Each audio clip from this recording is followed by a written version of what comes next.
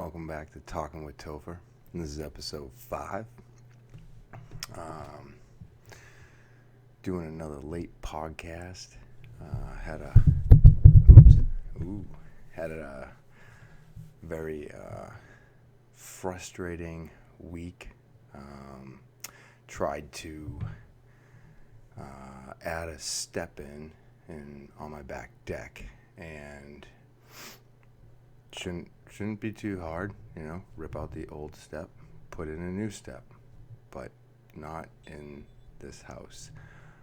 Everything is so old that everybody just kind of built on top of everything. So I ripped the old step off, and I find a water spigot underneath it, and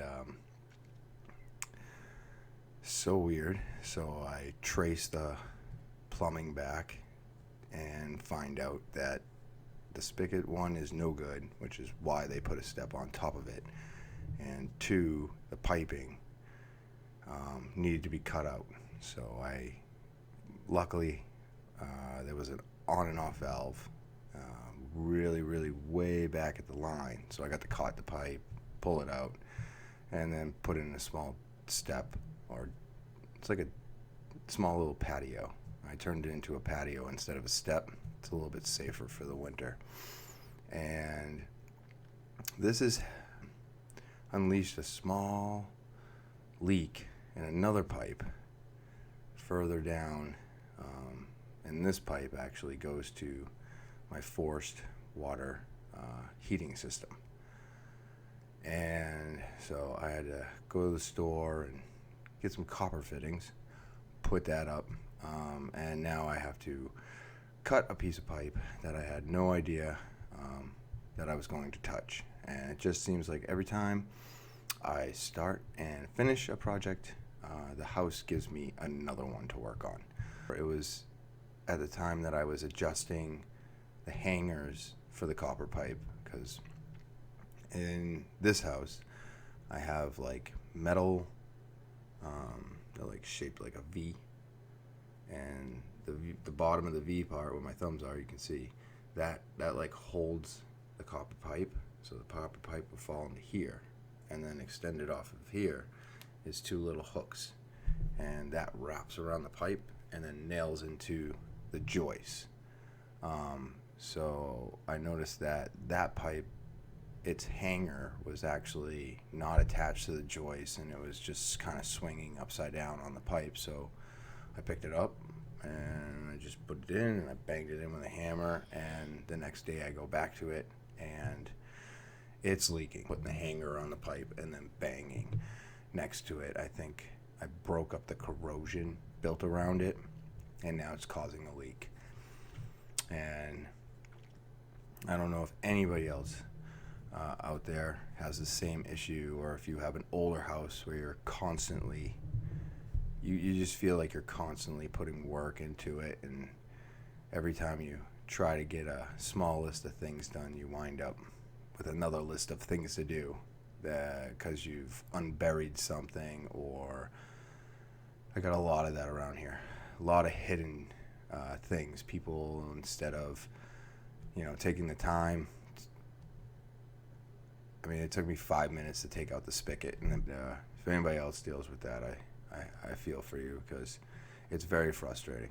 This house was built in the 1900s, so when it was built, there was no bathroom, no plumbing, and no electricity in this thing, according to the records.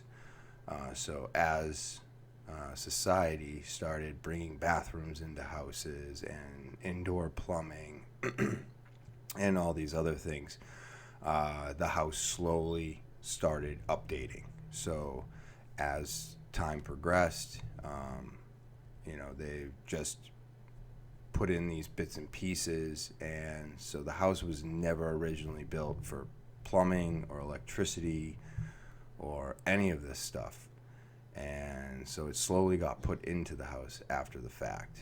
Interesting to find a spigot underneath a deck step, and then now I have a leaky hot water pipe. So, but we'll get fixed. I got a bucket under it. It's not leaking fast, so I'm not like worried about it. But it was just one of those things where it was frustrating. Anybody out there like video games? Well, I got a podcast for you. It's thearcadebros.com. So that's TheArcadebros.com. Thearcadebros.com. Check them out. Great podcast. Yeah, I got another story for you.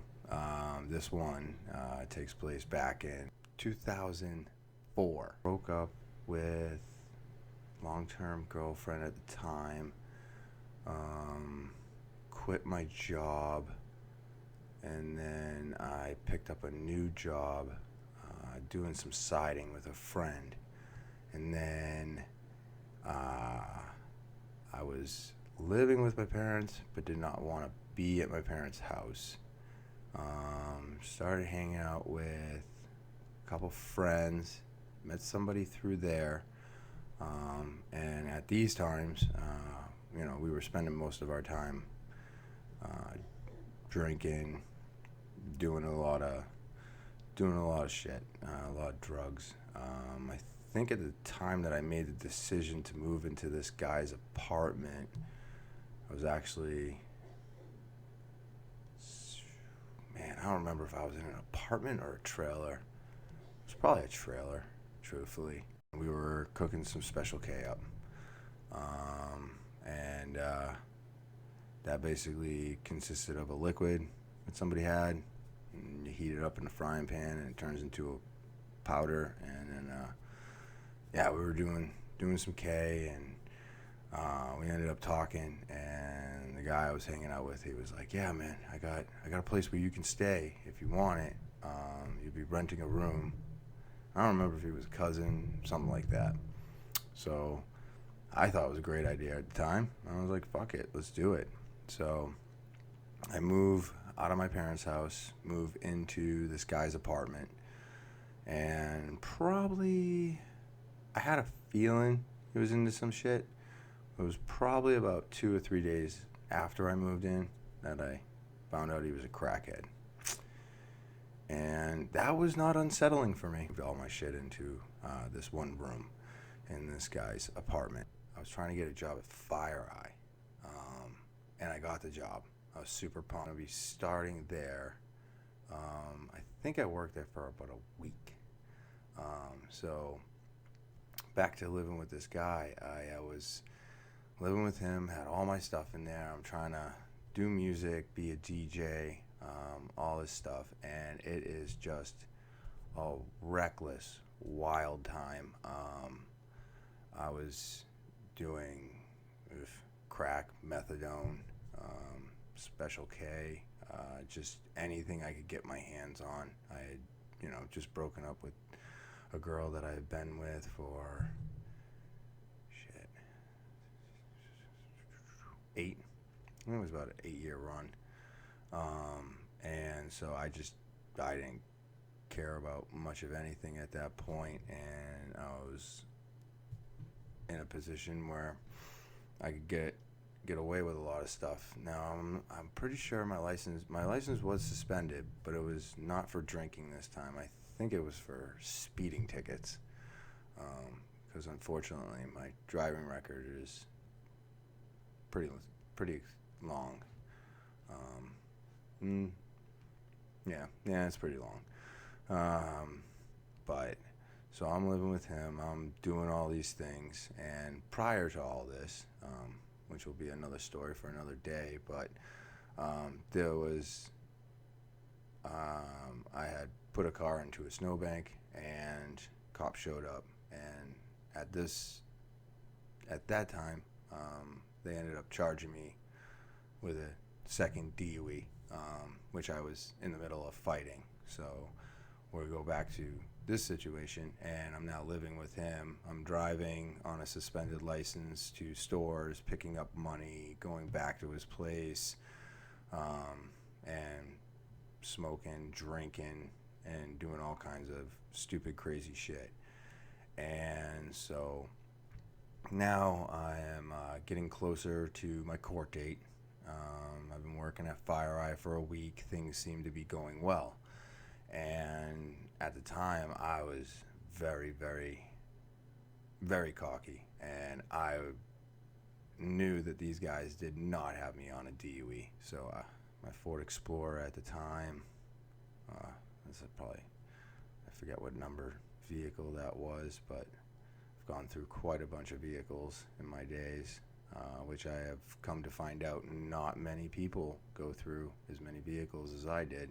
So I don't know if that was not a very good thing. I definitely know it was not a good thing. I was crashing them all the time. But yeah, so they come to the court date with me, and I walk in there, and I'm like, yeah, this is great. They did not have me on a DUI. I'm getting out of here today. And so we go in, and we sit down, and then they call me up, and I stand up, and they're like, all right. And I tell my story. Cop was obviously there. He tells his. Judge makes his decision. He goes on DUI, second offense, not guilty. And I was like, oh, cool. But I had resisted arrest. And so he was like, and on resisting arrest, that's going to be 30 days. And so I was completely and absolutely unprepared for a situation like that. And so I couldn't leave. It was instant, that moment. And then I had all my stuff at this guy's place. I already know he's, well, basically a scumbag, because he was. And now I'm hanging out with these chicks that, well, not exactly the type of people you would trust in your house by themselves. I got handcuffed, dragged out of the, I didn't get dragged out, I wasn't kicking and screaming. I was upset, but not kicking and screaming. So they lock me up, they throw me in the holding tank in the courthouse, and then I can't contact anybody, I can't do anything. So I'm trying to figure out what to do. According to what my parents told me, those girls ended up dropping off my car, I think a day or two later, after they had to chase them down and get it back from them. There was no gas in it, and at the time, we used to drive around with booklets of CDs, and all of them were original CDs. So we'd buy the CD and then put it in a book, and we'd drive around with it. Well, and then as time went on, there was burning of discs. So most people carried around a copy of a disc. But back in the day, we used to grab the original out of the case and slip it into that thick booklet, and we had the original CD, and sometimes you'd keep the books and stuff in there, and they were heavy and it was bulky, but it worked. And unfortunately, there was no CDs in the car. So it was a crazy time. I'm sitting in jail, and I think I was like $125 at the time. By the time I left there, I was 145. It was great. It was great. The experience was not that bad. I was expecting a lot worse, and all you do in there is eat and work out. So I got bulked up. Plus, at the time that I went in, they were still serving regular milk. It's over here to talk to you about New Hampshire Vape Gallery, located in Seabrook, New Hampshire, in between Home Depot and Smoke Rings, 180 Lafayette Road. You can give them a call, 603-814-4171. They can also be located on Instagram, Snapchat, and Twitter. Just go to the search bar and type in NHVG. This vape shop has everything: disposable selection, juice selection, mod selection, accessory selection. They just have it all. So if you're novice all the way to expert, they have everything for you. So again, that's New Hampshire Vape Gallery, 180 Lafayette Road, Seabrook, New Hampshire, 603 814-4171. The website is VAPEGALLERYNH.com. That's vapegallerynh.com. And also check them out on Instagram, Twitter, and Snapchat. Just go to the search bar, type in NHVG, and follow. You know, the food is just not the same as what it was when I was in there in 2004. And so you bulked up pretty quick, which was nice. Then I'm in there and I'm doing my thing. I'm probably about 6-7 days in, and I get a call, or I called my parents. I'm not sure. Yeah, I probably called my parents. So you have to call out. I don't think people can call in. And so I'm talking to my mom, and she's like, "Oh, I just wanted to let you know that yeah, all your stuff is gone." And I was like, "What?" Because during this time, I'm trying to call them and have them go get my stuff out of this guy's apartment before it goes missing. Well, unfortunately, one of my good friends at the time, and my parents, I guess, showed up at the apartment, and this guy was literally passing my stuff out. He took everything out of the apartment and gave it to anybody who would take it. So I'm talking socks, pants, video games. I mean, just all my turntables. I got to keep my vinyl, but my speakers, my turntables, my mixer, my video games, all my collectibles, and like a lot of my clothing, he just gave away. So when my parents finally got down there with the cops and my friend, because who I was hanging out with at the time, he was like, no, this is his, and this is his, and this is his. And the guy kept saying, no, this is mine. And then the cop was like, I'm sorry, but it's in his apartment, so therefore 9/10 of the law is possession. And so yeah, all my stuff pretty much gone. So now I'm talking to my mom, and I'm learning this story. I'm hearing it for the first time, and she goes, "I'm sorry, but we got what we could, and you'll have to take care of the rest when you get out. But I'll just let you know right now, there's not much left." So now I'm stuck.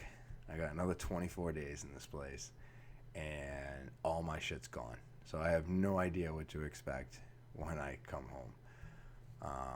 But yeah, so I do my time, just keep the head down, do what you gotta do and get out of there. Just don't cause problems or mouth off to the wrong person. It's pretty easy for the most part.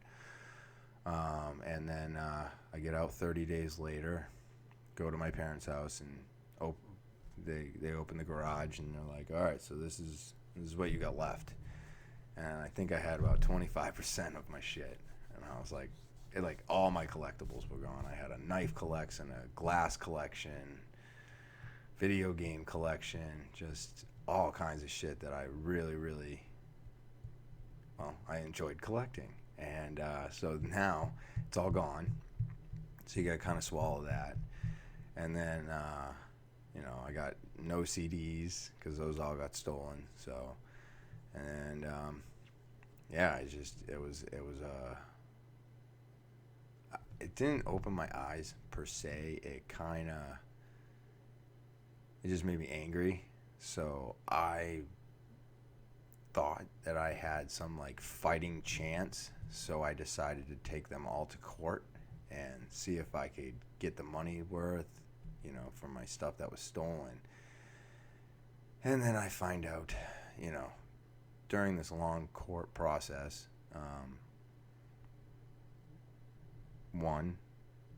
if you are a person with no job and on welfare, there is no way. Oh, if you're a person that without a job and you're on welfare and you try to sue them, so now I'm suing this guy and this is his situation. Once everything's said and done, the judge goes, he has no job. So he has no way of paying you. So, case closed. And I'm like, wait a minute. And he's like, no, there's no waiting. It's over. But I'm going to tell you right now, if he gets a job and you get proof that he has a job, then you can bring him back to court and you can try it again. And I'm like, what? So I learned this and had to let it go. There was no way this guy was ever going to get a job. He was just going to do what he did, and that was it. And he may or may not be alive today because of the way he was treating his body and the drugs he was doing. So I'm not. It's just one of those things. Like those type of people, I think they outlive our expectations or my expectations of how long he'll actually live. He probably is still alive today doing the exact same thing he was doing 16 years ago. But the track record shows that those people don't survive. They OD, and of course fentanyl is out everywhere, and I'm sure that guy got his hands on that stuff too. So, and then I tried to sue the girl because of my CDs, and I went and I looked up every CD and I just wrote down the price of it. And back in 2004, it wasn't as easy to find. Like now you can look up something and it'll be like, well, if it's in used condition, it's this much. If it's this, it's that. And, the price goes up if it's newer. Now back in 2004, you could only find like the actual price of the disc. So I was just trying to put a list of stuff together so that I could have a dollar amount when I went into court because they wanted a dollar amount. So I do all this work, I put everything together, and I tell him how much I believe my CDs, I tell him how much I paid for my CDs. And he looks at everything, he goes over, she says stuff, he says stuff, I say stuff, we sit down, and then he starts speaking, and he goes, no. And I'm like, why? And he goes, because you're asking for full value for used CDs, and I don't believe they're worth this, so no. And that was something I was not prepared for either, because I thought if I bought these, which I did, and then I told you how much I paid for them, I figured the court would be like, all right, he's asking for this, but they're used, this much. But no, if you go in there with a number and the judge is like, nope, that's the wrong number, then that's the end of it. There's nothing else you can do. So I learned the hard way that if you are going to put some type of court case together to try and get money back, there's a lot more than just telling them what happened and then hoping that they side with you. You really got to have a lot more details. You can't be trying to rip off the other person, which I wasn't. I was just, they said, hey, this is what we want. We want you to tell us what you paid for your CDs. And so I did, and it kind of bit me in the butt because I went full price. So I guess you're not supposed to do that. So I lost that one too. So I lost 75% of my stuff, spent 30 days in jail, and then got out and lost 2 court cases. Also, losing the job at FireEye. I got fired I didn't get fired, but I called them while I was in jail, and they were like, yeah, no, we can't hold this for you. And I was like, okay, thanks. Living with my parents. All my shit's gone. Fresh out of jail. No girlfriend, no nothing. And now I'm just trying to figure out what's next for me. So it's just one of those things where you just, it seems like a good idea, at least it did at the time, and I think it was the drugs that made it seem like a good idea. I do believe it was also the drinking and the drugs that told I told myself that this was a great place to be. Like, it wasn't great, but I was like, it's a place, and this will be fun. And I convinced myself that it was a good idea. And that's just the power of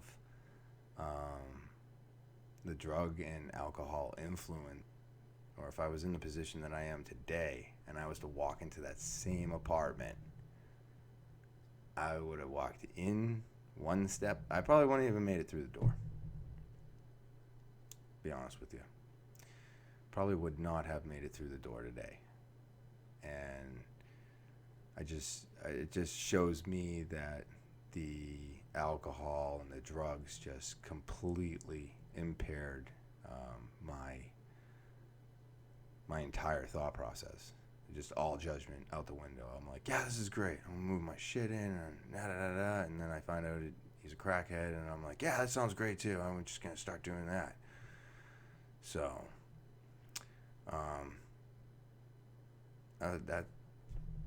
that's pretty much it. That was my another time where alcohol and drugs impaired my judgment, and all I did was make poor decisions up until I got out of jail, and then when I got out, I was now clean, no alcohol, no nothing, and now starting a new segment. Yeah, so that's the story of the first time that I spent some actual real time in jail, and I always thought it was a little. Your brain makes things out to be a lot worse, and TV sometimes makes things out to be a lot worse than they actually are. And I don't know if it was the way I treated the situation or what, but my time in jail was not horrible. And actually, met a couple people in there. No, I don't talk to them anymore, but I did meet some guys in there, and I got some really cool stories from them. And I just made the best of the situation. Talking with Topher here. Want to tell you about this great company I just got introduced to. It's called Natural Boss. See that? That's their hand sanitizer. This stuff is great. Put it on my skin, and it makes it feel nice and smooth, and it doesn't leave it all sticky like a lot of those hand sanitizers out there do.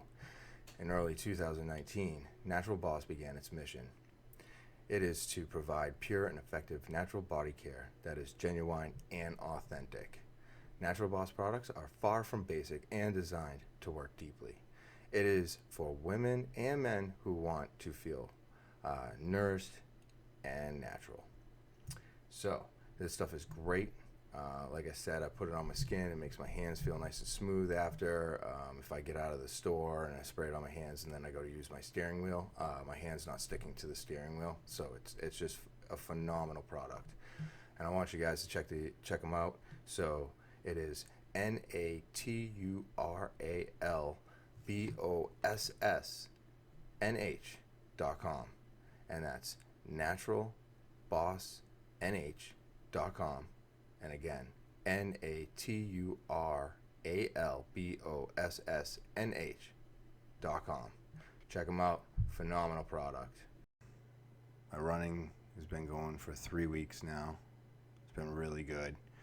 And one thing I really enjoy doing that I got into about 4 years ago now is water fasting. So I do a 5-day water fast every 6 months, and it is something that has tremendously changed my life and my body. Everybody thinks I'm crazy. Everybody thinks that it's something that you shouldn't be doing. I 100% believe in fasting. Whether you're doing intermediate fasting or if you're doing any type of long-term fasting, I do not go past 5 days. I drink 5 20-ounce bottles of water in one day during my water fast. Anyway, 5 is my number that I have to hit, but sometimes I drink a little bit more than that. And it's just great. Day 1, always super easy. Get a little hungry towards the end. Day 2 for me, I start to get the grumblies. And then you start getting a little hungry. And then day 3. Day 3 is brutal for me. I don't know about everybody, but day 3 is brutal. I mean, I've looked at a billboard of a burger and like just been so hungry. And but day 3 is also one of the most important days. That's where a lot of the enzymes and the bacteria in your gut start destroying the bad bacteria in your gut and starts cleaning your system. So you got day 1 where you're burning all the food that you ate from the day before, and then you got day 2, which is finishing up that digestive and kind of just getting rid of the rest of it. And then day 3, your bacteria will actually start killing the bad bacteria and rebuilding itself, and your stomach will actually heal itself because it has nothing in there to process. And then day 4, all of a sudden the hunger kind of disappears. You feel a little weak, really not supposed to be working out or doing any heavy lifting or running or nothing extreme. I would not do any exercising or anything else during my 5-day water fast, but I would always go to my jiu-jitsu classes. And by day 5, when you're completely empty, your body is drained, you're almost like sick. And I would go to my jiu-jitsu class, and I'd be so excited that it was day 5, and then we go into full randori, and by the time I left class, my whole body was shaking because it was burning off of nothing except for water. So, like I said, day 4, the hunger goes away. By day 5, you just feel sick a little bit, a little weak, and then day 6, you start eating again. And what I like to do is like a fruit smoothie. I keep it mostly green smoothies. I try to keep it blended, liquid, for at least my first like 2 meals. And then at the end of the day, I'll add a little bit of solid in between that. And the reason for that is because what happens is when your stomach is gone through this fast, it is now empty. There's nothing in it. It's not extended. It's the exact size it was that it's supposed to be, and it's not doing anything. So now, if you were to do a 5-day water fast and then you get off of it and you go right into eating, you can actually become constipated. And it could take a day or 2 for you to poop, which can get very uncomfortable, where I had leaky gut, and I had to go through a tremendous process to take care of my leaky gut. One of the things that's super important to me is gut health.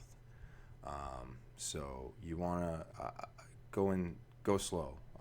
I liquefy a lot of stuff, and then I add a little bit of solid, and then the next day I'll do like solid foods in the morning instead of a smoothie, and get the body back up to where it needs to be. And this is a great time as well to look at your diet. I like to go through everything that I'm eating, and I 86 more stuff. I'll take more of the crap that I'm eating, and I take that out, and then I try to find things to substitute that, and I go over my entire diet and I change everything again, just for a good reset. Sometimes you get bored of the meals that you're eating, but for me, it's pretty much meat, greens, and you know, any type of starch that won't inflame my stomach. So, but everybody I talk to, there's very, very few people that I talk to that are like, oh, that's really good. Yeah, I love that. About 90% of the people that I talk to are like, what do you mean? And I'm like, yeah, water fast, 5 days. And they're like, you don't eat anything for 5 days? And I go, no, nothing, just water.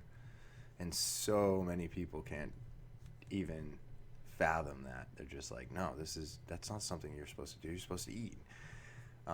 But it's done great things for me. And like I said, I do it every 6 months. So I do it now. I'll start it on Monday, finish it up on Friday. So next week I'll be talking to you about how it was, or maybe I'll do a podcast in the middle of it and let you know how I'm doing. Males, they say that 12, 14, or 16-hour fast, and you just fit that into your schedule, and you can give an intermediate fast a try. They do say for women, I've heard 10, 12, and 14. I guess women are not supposed to fast as extreme as men. I've heard this on Ben Greenfield, and he's probably the person I listen to the most about gut health and biohacking and any of that type of stuff. Definitely one of the most knowledgeable people I've ever listened to on gut health. And then there's a Dr. Rhonda Patrick, who is a great podcast as well. And I mean, she also talks about gut health and a bunch of other stuff. And those are two good ones to check out if you are interested in your gut health, or if you've got questions. I use those a lot, and just, give it a shot. It's very good for you. If you're having trouble losing weight, fasting will help that process. Not feeding the system, letting the system breathe and work and clean itself out is very good for you. It's very good. And then getting rid of that bad bacteria, cutting out those sugars, that's all going to help with the goal of getting in better health, or if you need to lose weight. So that's just something that I like to do. That's my discipline twice a year, along with the rest of the stuff that I do. But the 5-day water fast is probably one of the hardest things that I do, because you really have to train. You're not eating, and water gets really boring after day 3, or 2 actually. So I say, if you are looking for a challenge and you're looking to get your gut right, give it a shot. Whether it's intermittent fasting or it's a 5-day water fast, just try it. And this has been Talking with Topher. Thank you for listening. Please subscribe and like my videos.